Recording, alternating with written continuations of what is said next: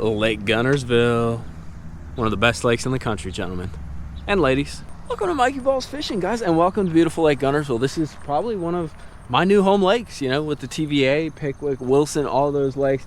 This place is freaking epic though. Grass fishing, offshore fishing, epic freaking winter fishing. Giants, there was like a 13.87 caught here back this winter. But here's the reason I'm here. You guys told me how much you enjoyed the tackle shop walkthrough we did over at Lanier with Hammonds, and then some of the others that we've done. So I figured, you know what?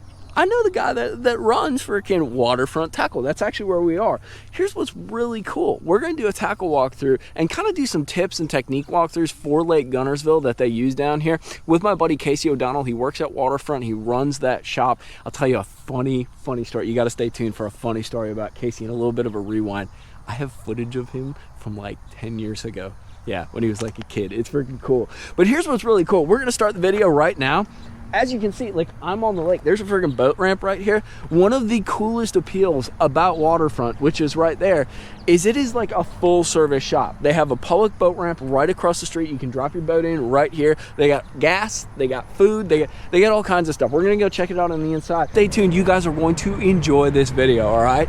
Make sure to like and subscribe, support these videos. If you guys enjoy these tackle shop walkthroughs, let me know some other tackle shops that I need to visit, some destination dealers on some of these beautiful lakes in our country that are great fisheries, dude. Let me know, drop them down in the comments box, because hopefully at some point we'll visit them. Let's go inside and talk to Casey.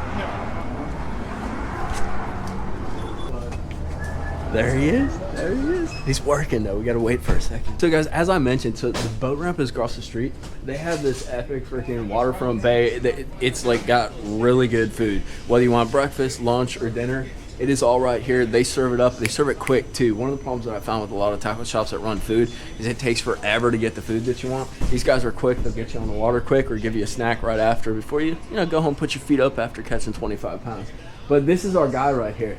Now, let me tell you, I'm going to embarrass him right off the bat. So this young man wasn't as pretty as he is right now. And we actually have video of him from, I believe, what was that, 2012? Yeah. Here, we're going to do a quick rewind. So watch this. What's up, guys? Casey O Donnell here at 2012 ICAST from the UCF Reel Nights, and I got to show you a few of these baits that gamblers have been using for years, and they've been working for years. All right, guys, so let's do a quick bio here. You saw that rewind. Casey looking young and fun, dude. But this is Casey O Donnell. Dude, it is great to see you, man. Freaking glad you're here. I rolled into this tackle shop about 6 years ago when I was filming for JT, and this guy was behind the counter. I'm like, what are you doing here? You're from Florida. So he's originally from Florida. What have you been doing these past few years, dude? Just fishing a lot of tournaments, fishing out here a lot. But I'm really want to be the tournament guy that can go everywhere and catch them. You know, There's a lot of guys that live on Okeechobee and they catch them every time you go there. For me, it's all about Guntersville, the Coosa, Smith Lake, pretty much all the way down to like Pickwick, Kentucky Lake, and then up to Chickamauga. Pretty much the whole Tennessee River, the entire Coosa, Smith Lake. We've got so many good fisheries around here. Dude. So he's trying to become a river rat, basically, with that exception of Smith Lake. But that's cool, because, dude, it takes skills. These are some of the most pressured fisheries ever, but they kick out giants continually. And it always takes 20. I don't care if you're in a club tournament or an open 20, 25. 30 even during the winter sometimes. People love to fish here. They know how to fish this lake. It's tricky, but once you learn it, it's really a mid-range fishery. We got a lot of shallow fisheries down in Florida, and there's a lot of shallow fisheries here. This is one of those mid-range places. They don't go super deep. They don't live on the bank. They're kind of in that mid. That's a really good way to describe it. Yeah. You might have actually just caught me some more fish, because I always struggle with ways to like frame things up and better understand the places that I'm learning about. And I'm a total amateur. This kid's been doing these places for how long have you been here? Almost 6 years now. 6 years, dude. So he's got a lot more experience than me. So you gotta take those little tidbits. But here's what I want to do, dude. Why don't you show me? We have a gambler free tournament coming up in, I think it's like September 29th. I have a general idea of what goes on then, but I want to take a look at your gambler section, because that's what we do on these walkthrough videos. And I want you to tell me a few things that are going to be going on that time of year, and then we're going to look at some of the crazy fun stuff that you got. I got you. When you're thinking of Guntersville, it's swim bait, so you got to have the big easy, got to have an easy swimmer. And there's so many different ways to fish that. You can slow reel it, put it on a jig head, put it on a belly weighted keel hook, or in the fall, which will probably be a major player in this tournament, I like to just rig it up on a 5/0 heavy wire hook, put it on braid, burn it across. I've got, you got to have lunker candy, they're going to be on brim. You got to have red ear. You know, obviously throw the lane toad in there, icebreaker, some of the new colors. But those are, you know, that's a killer. You know, always to find fish, that's how I typically locate them in the fall, late summer. An awesome way to catch them. Then, you know, we're going to have some fish that are still deep. The beginning of September, the water's still typically in the low 80s, and that's when you're going to go. A real good way to catch fish that time of year is with the minnow. You know, these fish are going to get in drains. They're going to get in pretty much little deeper spots. They're going to get in that 8 to 10 foot range, and you know, they've seen a lot of baits by that time. Slow rolling that minnow around the grass is a killer way to catch them. Here, you know, late fall, or late summer, early fall. All right, so you kind of teased it. So I know that frog bite's good in fall, and that's why you're doing that easy thing, kind of like we do in Florida, where you buzz it over the grass. Exactly, it's a little different presentation that they haven't seen as much. But I know Kyle Walters won punching that what was it, the Costa Championship last year. Yes. You guys got some punching stuff that you'd recommend? Burner craw is an awesome bait, and that's something they don't see a lot of. You know, typically on Guntersville, first flip is when you're going to get that bite. I know down in Florida, you might have to move it 10, 15 times inside the mat to get a bite. Here, they're hitting it right away. So if they're not hitting the burner craw, that's when you're going to go to, you know, a more finesse style. Maybe like a cricket or stinger or something. BB cricket, you know, obviously if the cold front rolls through. But yeah, that stinger, that's what Kyle won on here, and it's been a really awesome. Do you guys normally, is it like a 1.5 you're using, or do you go a little lighter, or what do you? You know, that's something that, you know, I like to really switch up. You know, sometimes it's a 3/4. You know, if they're on the outside of that edge, out in 6 to 7 feet of water, I'll go to a 3/4. I'll even go to a jigzilla, a 1 ounce jigzilla, really, and flip that outside edge. It all, you know, you just gotta let the fish tell you what to do here. And the same thing is, you know, once that water gets 60 degrees or colder, they're going to push up in that grass like they do in Florida. That's when you're going to that 1.5 ounce punch. I noticed that last year. Yeah. That was awesome. All right, so those are some tips for that free tournament that's coming up. Casey, show me the juice, dude. What kind of crazy fun stuff, or even just stuff that you rely on, that like if somebody walked in and they're like, hey, I want to catch a bass. You know, we throw crankbaits here, and it's, again, you can find the fish with like a DT6. We've got every type of color in a DT6, MR6. A lot of medium diving crankbaits are really a big deal on this lake. You know, the fish don't see a lot, obviously. Well, part of it's a reaction to, you know, one thing that I've kind of learned up here, and I think it's because there's so many northern strain too, is they're a little more, they're not active, but they're a little more aggressive, I guess, when you can get them there. Sure. And like trigger, like, and it's something I learned in Florida fishing deep, is like either you're fishing like 2 miles an hour, like super duper slow, or you're fishing 100 miles an hour to get that reaction. It's almost the only way to like trigger them or just trick them, you know? That's the best way to put it. I mean, it's a northern strain fish, so like you're saying, they'll eat on nasty days, they'll eat on super cold days, but they've seen a lot of lures, so it's about tricking them. And again, back to the easy swimmer, back to, you know, even like the easy vibes chatterbait trailer. Hook it upside down, hook it right side up. I mean, that's...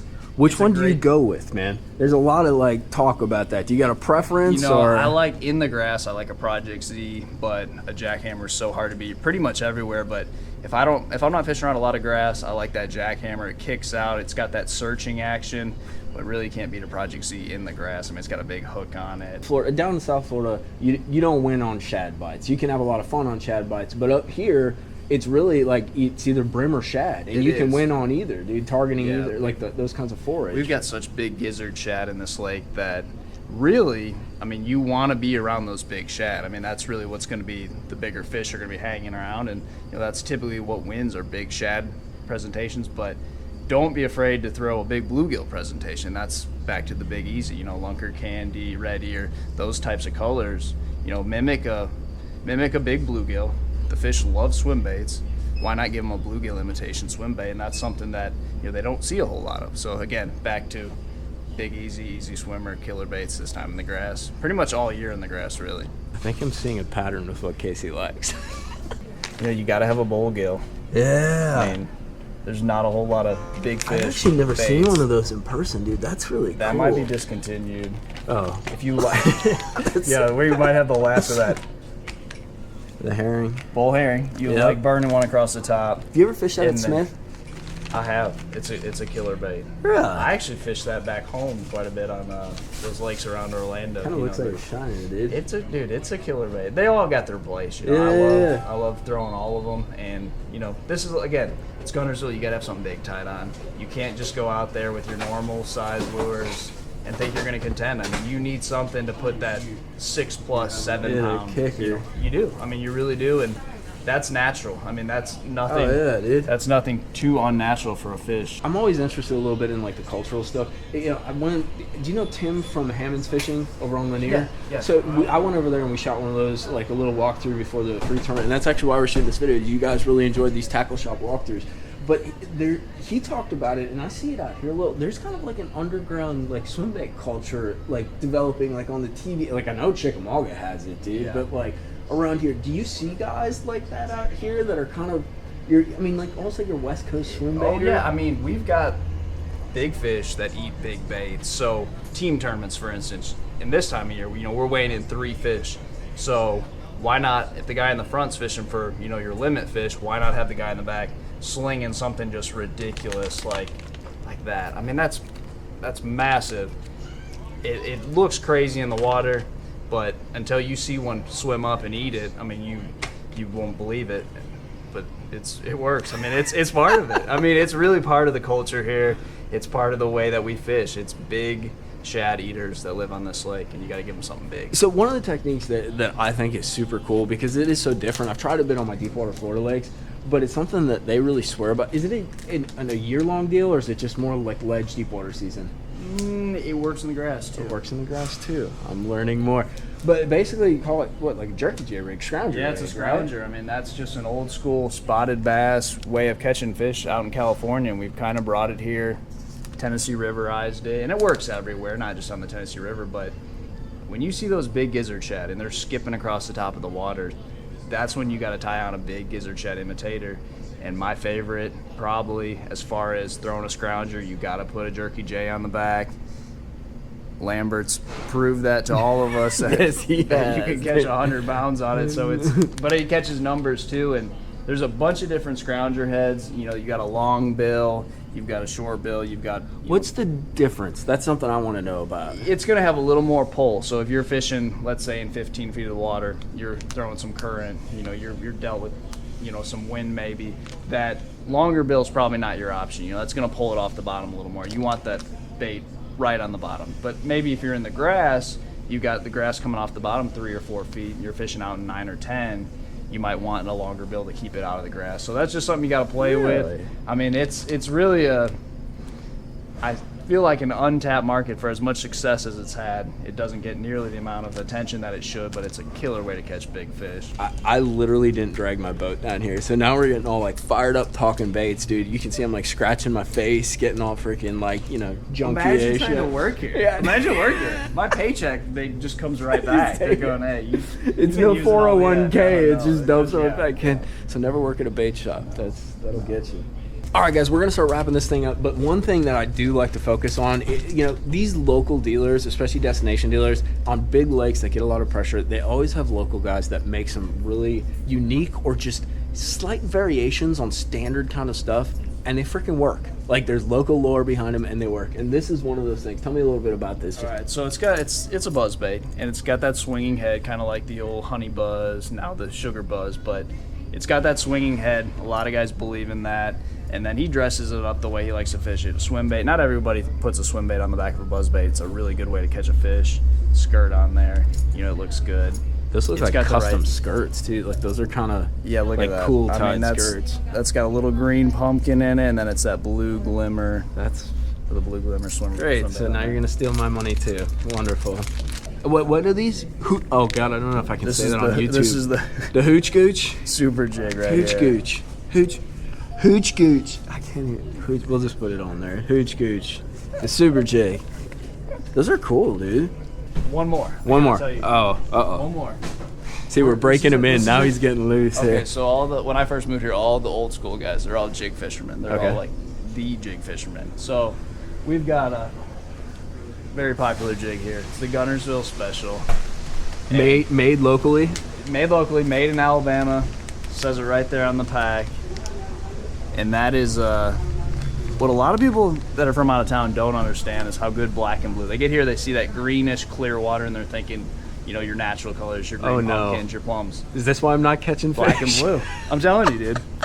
The first time I heard it, I go, you're messing with me, right? They're going, no, big fish like black and blue everywhere, and it's, you know, a lake full of big fish, so why not? It's also got a little green pumpkin in it, but you can't go wrong with a green pumpkin, black and blue jig. That's actually perfect, because a lot of times they screw up on the hook too. That's like the perfect thickness, but not being too thick, because that's the problem. It'll catch a 6, but it won't open up, dude, and that's what you run. And he cuts down his brush guards. Very interesting. Yeah, he's a hardcore fisherman. Dude, he knows his jig fishing. I'm gonna tie some of those skirts. What are the mussel crawler? It's a mussel crawler. And of course we're in Alabama, so you got to throw a football on it with a little bit of red. Go Crimson Tide. I gotta get on that boat.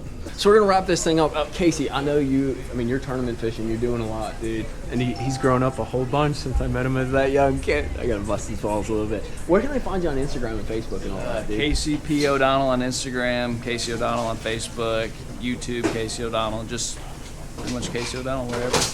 Well, if you guys want to come visit Waterfront, is this 79? 79. So it's off of 79, kind of in the mid-lake, yeah, right in the center of the lake. Boat ramps right there. It's a cool place, dude. You can grab a bite to eat, which I might do before I head home. Definitely bring your boat and bring your checkbook. Casey, thanks, dude. It's good seeing you, dude. We're gonna get out and shoot some video with Casey at some point. Have him teach me a little bit about Lake Guntersville, maybe Smith Lake and that. But if you guys enjoyed this video, make sure to follow Casey. Drop in on Waterfront here. Make sure to bring your boat and hit that like and subscribe button. Thanks for tuning in. We'll see you back on the water. All right.